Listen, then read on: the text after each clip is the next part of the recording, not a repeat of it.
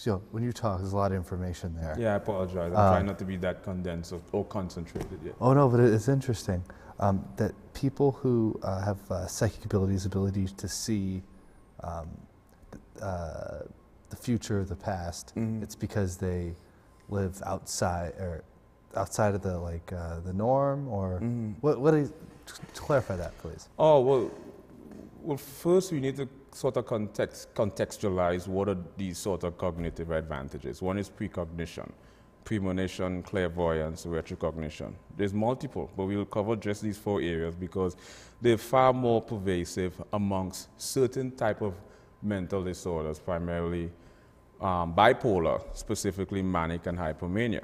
Precognition is a sort of foreknowledge. Premonition is the sort of forewarning. Clairvoyance is psychic ability, and retrocognition is the ability to perceive the past. During mania, there's a heightened sense of awareness, and our perceived perception, our perceived division of the subconscious and the conscious is sort of, that disparity sort of becomes blurry. Right, during mania, that sort of become effaced. So there's no longer a barrier between the subconscious and the conscious. And this is more like a metaphysical and epistemological experience they go through during mania. So when they have that sort of cognitive mixing, what occurs is stuff like precognition becomes far more prevalent during that case because the sense of awareness is heightened. Because you're dealing with stuff like impulsivity, disinhibition, grandiosity, and pathological compulsion. Now, whether they are capable of foreknowledge or forewarning or to see the future is sort of up for a debate. But that heightened sense of awareness allows them to have this sense of experience. So the phenomenon that's perceived, like this person has supernatural powers or whatever, it comes from a real physiological basis, things that are actually happening. Yeah, I think one of the problems is the media's misconceptions of parapsychological phenomenon.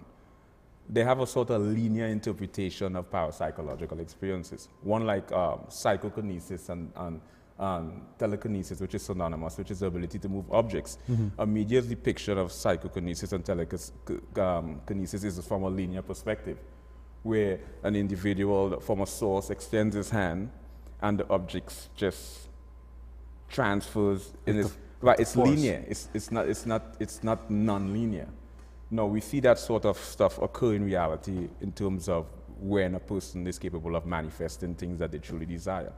So it's the same psychokinesis, but it's the same telekinesis, but from a non-linear perspective. Telepathy is also a real, actual phenomenon, but it's sort of non-linear and unorthodox, and not in the linear's media depiction. And you can read minds from a physiological, from kinesiology by the analyzing of a person's body motion, facial gesture. So there's a number of different practical and theoretical and inferential methods you can implement in terms of reading minds. And it's really not that big of a phenomenon. It's actual practical stuff. But like, could somebody, if they were, tuned into all this stuff, could they like do like a mind meld thing, like, and actually read your thoughts? I think we all do, but most of us are just oblivious to the notion. Like, you'll walk into a room and you'll sense a person's mood, a person's state of mind. You'll feel a sense of discomfort. Yeah. Some have experienced a heightened sense of fear in the presence of individuals like sociopaths and psychopaths.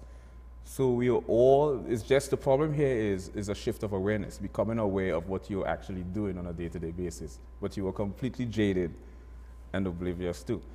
So these things are not that far-fetched and X-Men as we look at it. We have to look at it from a sort of shifted perspective.